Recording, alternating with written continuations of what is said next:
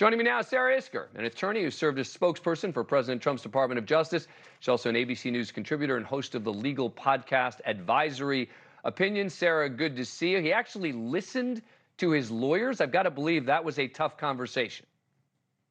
We've seen this happen, though, several times over the course of his presidency, even in some of the evidence we've seen presented in these cases. They've talked about meetings in the Oval Office where all the lawyers threatened to quit, and Trump listens for a time.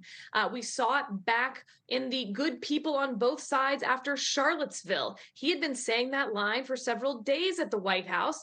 Aides had convinced him to stick to the script, and in the end, he ends up blowing up at the aides that try to restrain him and saying and doing whatever he wants. So just because this press conference is canceled on Monday for now, I wouldn't assume that it's for good.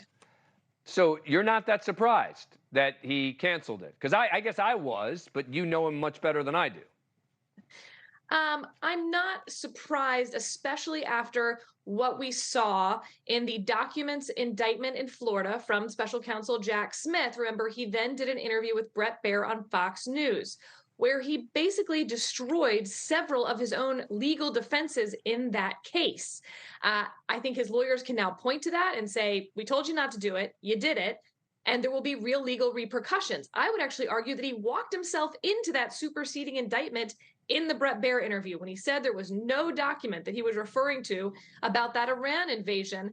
Remember that superseding indictment? They're like, yeah, we've had that document the whole time. We're going to tack that on. We're going to tack on some other stuff as well. Let me play a little piece of that interview that you're talking about. Said that I couldn't declassify it now. That's because I wasn't president. I never made any bones about that. When I'm not president, I can't declassify. And that's what you said. You didn't declassify it. I said no. I said I couldn't. But that wasn't a document, Brett. There was no document. That was a massive amount of papers and everything else talking about Iran and other things.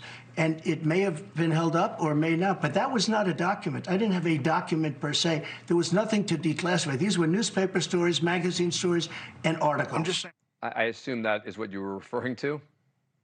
Exactly. I mean, I think part of the reason that that wasn't included in the initial charge was that the National Security Agency owner of that document probably didn't want it declassified for trial. They then watched that interview and was like, Jack Smith, go for it.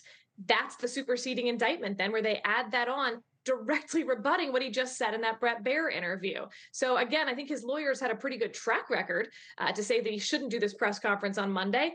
I'll even bet there were some threats over resigning if he did. Sarah Isgur, thank you. As always, appreciate it. Thank you. Thank you for watching. Go to newsnationnow.com to find NewsNation on your cable provider. And don't forget to click the red subscribe button below to get more of NewsNation's fact-driven, unbiased coverage.